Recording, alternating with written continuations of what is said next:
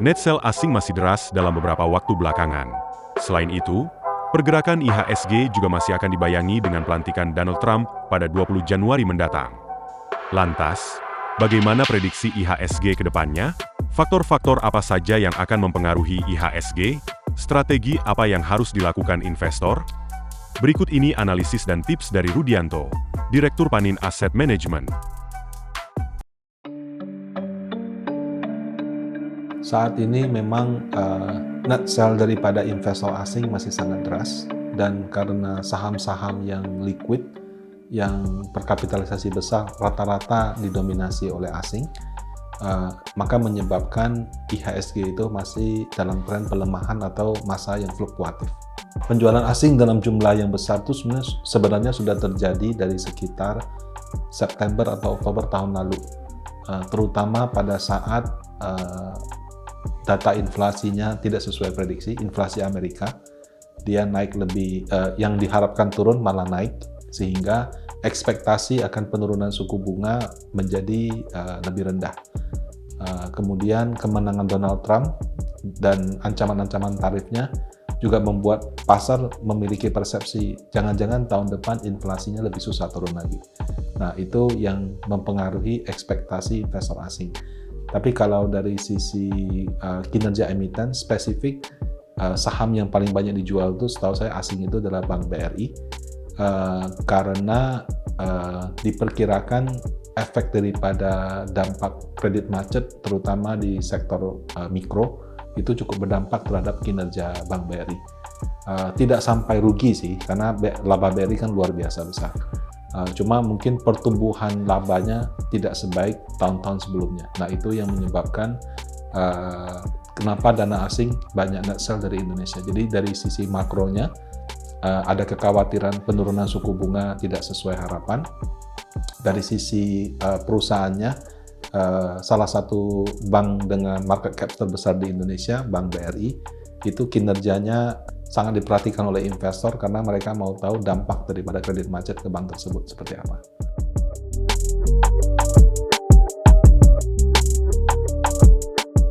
Nah, sejauh ini kan sebelum Donald Trump menjabat, sudah dengan ancaman-ancaman tarifnya.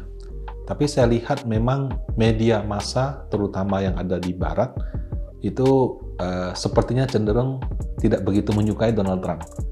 Sehingga pernyataan-pernyataan Donald Trump itu menurut saya sekali lagi terkadang-kadang agak dibesar-besarkan aspek negatifnya gitu. Nah, saya kasih contoh.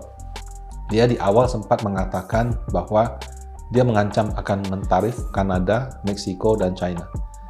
Nah, itu doang yang atau menjadi berita besarnya gitu. Tapi kalau kita lihat pernyataan lebih lengkapnya adalah kalau misalnya Meksiko sama Kanada nggak mau memperkuat dia punya perbatasan sehingga imigran ilegal itu masuk terus tanpa terkendali, sama China kalau tidak mau mengendalikan peredaran bahan baku untuk membuat narkoba yang banyak beredar di Amerika, maka dia akan mengancam melakukan tarif gitu. Jadi sebetulnya dia tidak akan menaikkan tarif begitu aja, tapi kalau permintaannya seperti masalah imigran ilegal sama narkoba tidak diturutin, itu kan permintaannya sangat wajar kan, bukan permintaan yang gitu. Nah, cuma ya dikutip itu cuma dia akan mentarif 3 negara itu. Penjelasan lengkapnya kurang. Nah, itu langsung ada hitung-hitungan makro. Kalau Kanada tarif sekian, efek inflasinya berapa, China sekian, inflasinya berapa.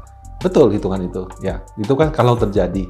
Tapi kan sebenarnya Trump itu lebih kepada negosiasi. Jadi karena pemberitaan media barat yang saya lihat cenderung agak kurang favorable ke Donald Trump, menyebabkan banyak kebijakan dia itu yang sebetulnya kalau kita lihat secara lengkap itu sebetulnya bukan kebijakan yang buruk-buruk amat, tapi diperbesar. Nah, tapi yang jelas ya persepsi secara umum tarif itu akan meningkatkan inflasi. Nah, ketika dia dilantik nanti, yang menurut saya perlu kita perhatikan itu adalah apakah tarifnya akan dia jalankan langsung? Belum tentu kan. Terus yang kedua, salah satu janji kampanye dia itu adalah menurunkan tarif listrik sama tarif energi BBM di Amerika.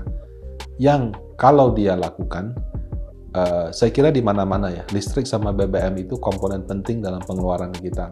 Jadi kalau misalnya di Jakarta harga Pertalite bisa turun 30-40%, atau Pertamax bisa turun 30-40%, listrik satu bulan bisa turun 30-40%. Tidak hanya perorangan yang lebih baik, perusahaan pabrik-pabrik juga akan diuntungkan. Nah, kalau misalnya benar dilakukan dan dalam waktu cepat, itu akan menurunkan inflasi. Begitu inflasinya turun, maka penurunan suku bunga yang tadinya orang ragukan jadi percaya lagi. Nah, kalau misalnya skenario seperti itu akan menjadi berita positif. Tapi kalau misalnya dia langsung dilantik dan langsung maju dengan tarif, ya tentu akan memperpanjang sentimen negatif. Ya kita lihat saja.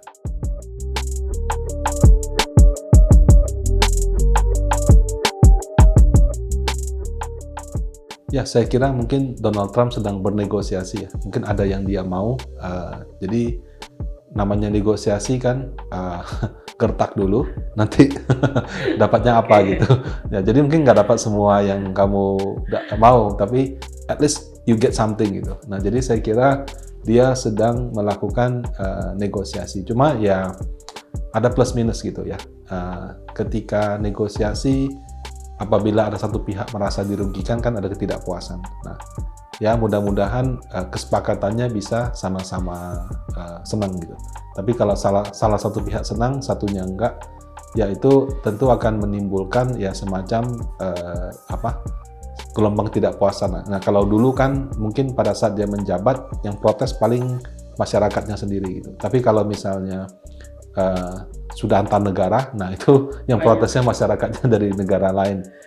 Tapi saya kira itu seperti yang tadi saya sampaikan, itu bagian daripada negosiasinya.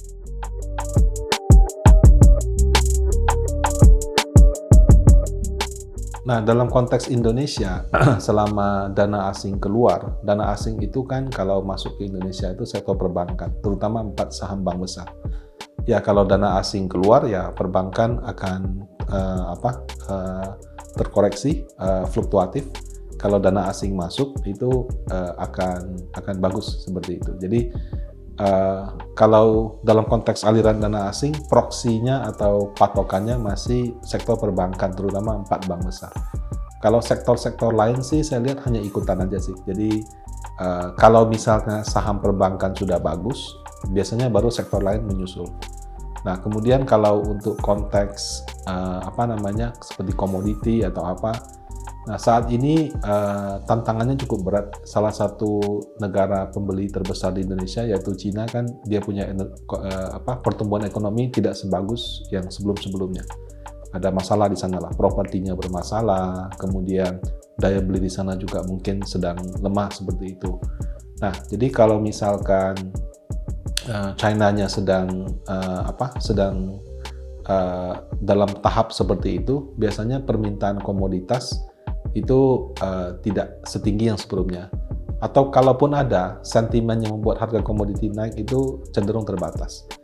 Jadi kalau kita bicara komoditi, mungkin potensi kenaikan harga daripada kenaikan harga komoditasnya mungkin saat ini terbatas. Kecuali nanti China somehow berhasil keluar dari masalahnya, seperti itu.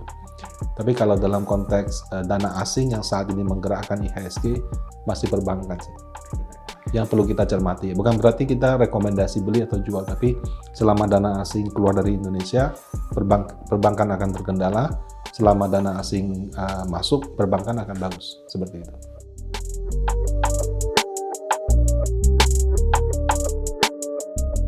Data ekonomi kita kan basically semuanya bagus-bagus saja. Pertumbuhan ekonomi kita selalu di sekitar 5%.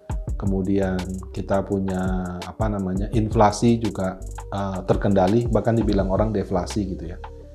Satu hal yang mungkin perlu saya agak perhatikan itu adalah PPN yang batal naik itu apakah nanti akan mempengaruhi penerbitan obligasi apa tidak.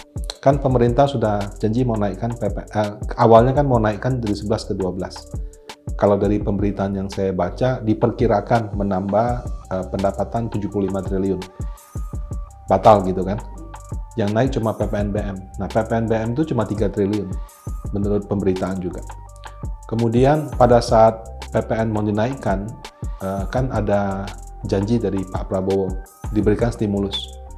Yang stimulusnya, nah stimulusnya kan ada yang PPh-nya, yang padat karya ditanggung sampai berapa, kemudian yang PPh final UMKM ditambah, ada program bantuan ini itu, yang kalau tidak salah nilainya 35 triliun gitu. Tetap jalan. Ya PLN, subsidi yang voucher listrik itu kan. Nah, artinya pendapatannya berkurang, expense-nya nambah. Oke. Negara tuh menerbitkan obligasi berdasarkan defisit atau surplus APBN. Kebanyakan sih defisit lah ya. Nah, defisitnya kan berarti income yang hilang 75, expense yang nambah 35. Berarti kan 100-an triliun gitu. Nah, apakah itu akan ditutup dari kenaikan pajak penghasilan atau dari penerbitan obligasi? Kalau dia dari penerbitan obligasi, maka menurut saya akan memberikan tekanan pada harga obligasi. Jadi ibaratnya yang tadinya nggak direncanakan, jadi ada tambahan obligasi. Tapi kalau misalnya dia bisa tutup dari pajak atau dari yang lainnya, ya mungkin tidak terlalu berdampak. Cuma persepsi investor menurut saya, karena tahu mungkin saja anggaran defisit bisa lebih besar daripada yang perkiraan awal, mungkin membuat harga obligasi lebih rendah karena orang mau beli kalau misalnya imbal hasilnya bagus. Jadi harus harganya lebih rendah seperti itu.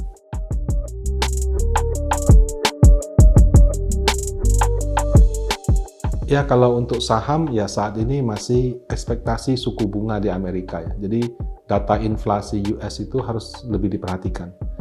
Secara logika sih Donald Trump sudah baru terakhir menyatakan, oh interest rate-nya too far high, artinya suku bunga terlalu tinggi. Defisit Amerika itu lebih parah daripada Indonesia, jauh. Sudah pakai triliun dolar gitu. Nah, dengan defisit sebesar itu, kan dia terbitkan obligasi. Kalau dengan interest rate tinggi, berarti obligasi yang dia terbitkan tuh harus dibayar dengan kupon yang mahal. Nah, itu nggak akan sustainable dalam masa depan. Jadi, supaya dia punya biaya bunga turun, caranya dua. Satu, kurangi hutang, tapi kan tidak bisa serta-merta. Yang kedua, kurangi bunganya. Bagaimana cara kurangin bunga? Turunkan suku bunga. Nah, suku bunga itu bisa turun kalau inflasi terkendali. Jadi, saya kira mudah-mudahan ya, di awal kepemimpinan Donald Trump itu adalah lebih kepada bagaimana mengendalikan inflasi, supaya suku bunga bisa lebih cepat turun. Nah, kalau dari dalam negeri, ya tadi itu, itu untuk saham. Nah, kalau untuk obligasi, seperti yang saya sampaikan tadi, PPN yang batal itu mungkin saja akan menambah rencana penerbitan obligasi. Plus ada obligasi pandemi yang jatuh tempo. Jadi, di awal-awal tahun, mungkin untuk obligasi pemerintah, mungkin di Januari ini masih ada tekanan. Tapi setelah itu sih kembali lagi ke suku bunga dan inflasi.